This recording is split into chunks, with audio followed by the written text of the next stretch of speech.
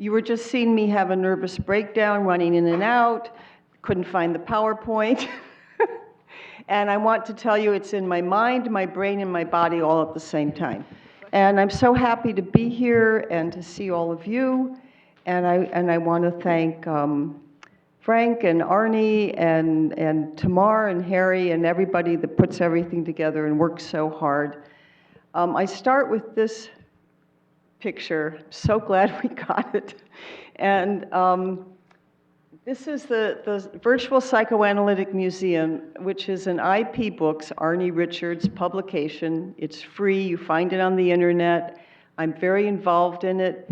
And one thing we've been doing on that is trying to have different media and photographs and pictures representing the things that we're talking about in our papers. And the paper I'm giving you today, there's a shorter version of it on the Virtual Psychoanalytic Museum. And there's some folders out there that, can tell you where to find it. So the next one, I've never done this before. Push the arrow. How many of you recognize Salvador Dali? Okay, good. You may know the artwork of Salvador Dali. Dali paints images of clocks which defy expectations.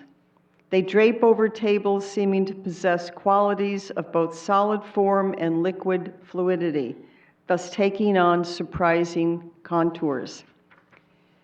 The distortions of time in some female patients are as defining of their psychic organization as are these melted clocks to Dali's artistic identity. The form I give the fantasy is a stopped clock. I don't have a picture of a stopped clock because I'm depending on all of you to use your unconscious to think about what image would you give a stopped clock, and maybe you can tell me during the discussion. The frozen clock, and I didn't realize there'd be another talk about frozen time, so I'm really excited about that. The frozen clock I'm imagining has no movement of second, minute, or hour hand and is being used to deny past and future, to disavow the excitement and fears of an Oedipal drama, and to collapse space for love, erotic pleasure, and creativity.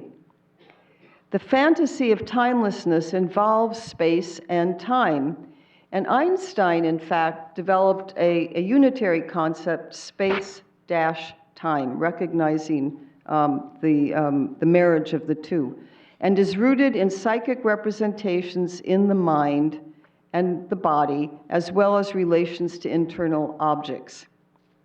The girl, woman, stops her capacity for growth and intimacy with a stopped clock. It is painful to live this way because life is passing by and leaving her behind.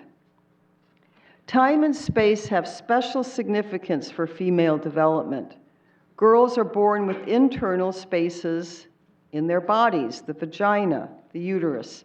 Girls gain knowledge about their mother's bodies, monthly menstruation, and pregnancies. Girls become young women experiencing and feel the rhythm of their monthly menses and their orgasms. Another influence on the female psyche is the transmission of feelings and fears about femininity passed from generation to generation. Being over-sexualized or over-needed can help foment the girl's fear of her own internal ticking clock. Around the world, we see how imagined dangers of the female body can become beliefs about the dangers of educating women. Contemporary psychoanalytic writings recognize the girl's experience of her female genital in its fullness, inner and outer parts.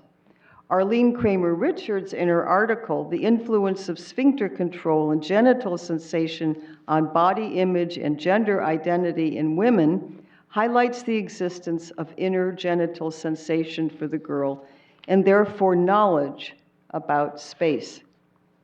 When there is psychic representation, there are fantasies, wishes, fears, and compromise formations. A ticking clock might be a perfect metaphor. Things are happening. Indeed, the psychoanalysis of primary femininity has vitalized treatment and theory. Interestingly, one of the fears that can be in the female mind is that forbidden wish and desire will be met with the punishment of having the vaginal opening closed, or that having capacity for creating baby or idea or art will lead to attacks on openings in the body and the mind. We can see that the wish for timelessness or time-spacelessness is a solution, doing to oneself what is feared, until the strictures of that compromise are felt. These elements, of course, appear in the therapy work, in the transference and countertransference. There are tensions about togetherness. Let's be together forever. And about separation. Do I have to kill you to get away from you and start my clock? My patients for long periods of time were dedicated to deadness rather than murderousness. A specific function of the internal stopped clock for my patients was the denial of love for their father. And this went on for many, many years in the analysis, as if he hadn't existed or didn't exist psychically at all.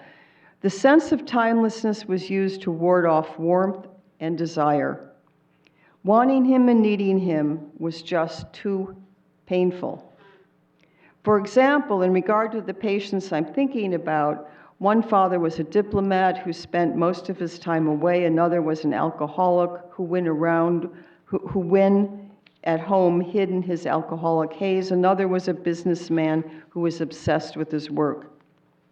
My patients retaliated by denying father and stopping their internal clocks. There simultaneously appeared to be a kind of marriage with mother, and of course the desire to repeat this dedicated and exclusive dyad in the treatment. The failure to seduce the analyst into a timeless web must take place. Finding the meaning in the seductive desire releases psychic pain, rage, and grief, allowing the clock to tick again. I want to switch now to a discussion of the transformations that took place over a 7-year analysis with Miss C, who gave me permission to talk about her and to talk about her dreams. And I searched for some images that I thought illustrated her dreams. I don't want the images to interfere with you hearing her, but I also want you to see the images. So here's the first one.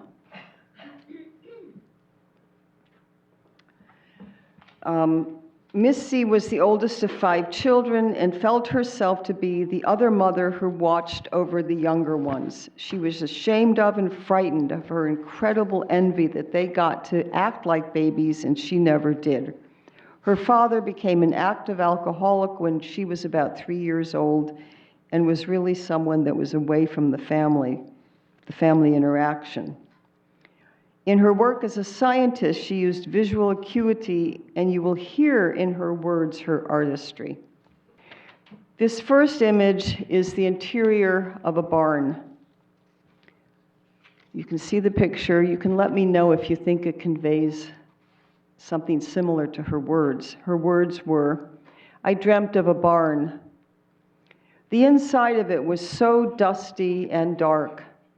There were just a few cracks between boards that let light in. I could not see the ceiling very well. It was very high and little bits of straw in the air. So dusty. I was all alone." I recall how I felt listening to her as her feelings reached me. As I listened, I felt present in this desolate space. I felt as if I were sitting in this barn in my analytic chair.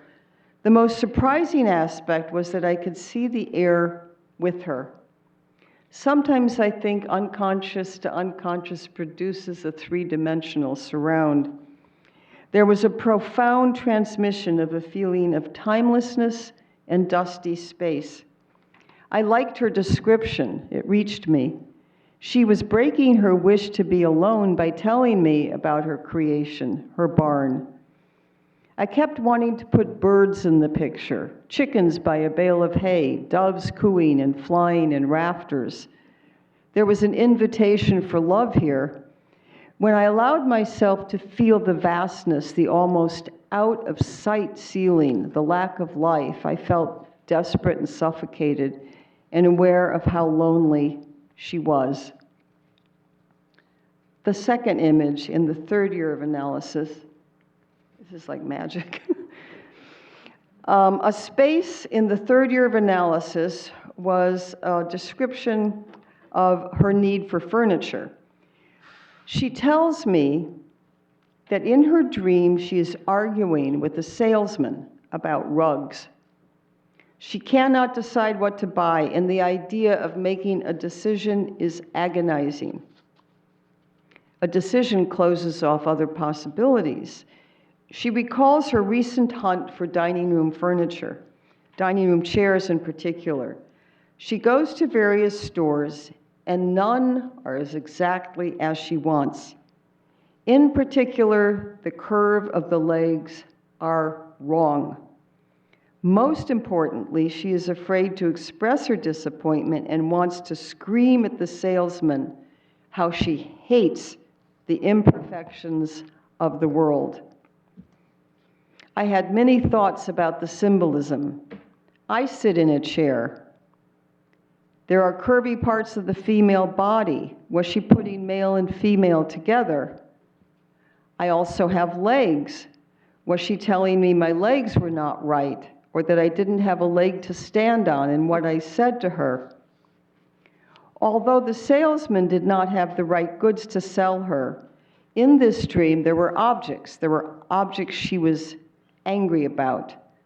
I felt deflated at times listening to this, but I also felt happy hearing how she was voicing her disappointment. There is a hint of time here. To wish to fill a space with something means you're imagining a future. Image 3. The attic. This dream involves Miss C discovering junk in the attic. She's delighted to find forgotten stuff and dismayed how frayed and moldy everything is. There are old photographs of a wedding on the floor that have been walked on, and old bikes and parts of bikes and books and furniture. She is overwhelmed with the idea that she must clean up all that is there. She associates to junk and junk she detests. A space filled with junk brings her to think of all of the children in her family. She tells me she decided as a little girl she would never, ever get married, stomp it out. She is furious at all the babies that came after her birth and the disappearing of her father. We work on her thoughts about the inside of a woman's body and the semen a man can put there. She hears, receives my words to her as equally hateful because I keep trying to put something fertile in her. Can I bear to keep wanting to put things in her when she is so angry about it? But again, I like her anger. I feel her becoming her. An attic, like a psyche, holds so much that is old and can be sorted out to make new space. At this time, she makes a mess of our sessions. She's persistently 5 or 10 minutes late and tells me how much she enjoys making me wait. This sounds familiar to people. Space 4. This dream is in the 6th year of analysis and portends termination. I use 2 images. I'm not sure how I'm going to do this. 1, 2. Oh, and I want to go back. I don't think I'll go back and forth, but there are 2 images. It's interesting because 2 is very important here. 2 is always important. This dream, in this dream, Miss C describes her dream of what she calls a wonderful, I want you to listen to her words, a wonderful, magical house. This dream is filled with her wishes that are so alive. She tells me she is in a wonderful house, a magical house, a house where only women live. Each woman can have a baby of her own. Each woman has her own oven for cooking and her own womb for procreation, and no men are allowed. Miss C tells me she loves her dream. She's proud that she dreamt it. The analytic room feels pregnant, and she sounds so happy in this imagined house of fertility. Wombs, ovens, good food. I imagine both of us pregnant and full. She's furious when I say that men have something to do with women getting pregnant. I have intruded on her grand wish and feel bad about it. Perhaps it was too delicious for me. She is elated that she can make part of her dream come true, but not all of it. Conceiving mentally of pregnancy binds one to time, a time before pregnancy, during gestation, and time of birth when one becomes a mother and another comes to be. With the fuller recognition of space and time, she begins new projects and searches for a relationship that will be fulfilling even if imperfect.